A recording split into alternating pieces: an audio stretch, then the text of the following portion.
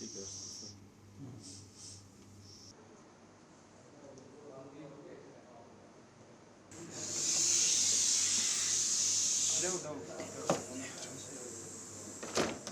এত অ্যাগ্রেসিভ সাপ যদি আসলেই হবে তাহলে এটা তো ধরেন লাভ ঝাপ দিয়ে আমাদের শরীরের উপর এসে পড়ার চেষ্টা করতে হবে।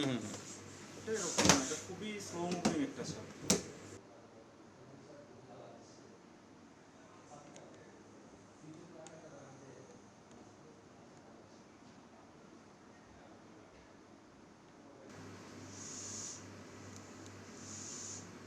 একটু লাইকেন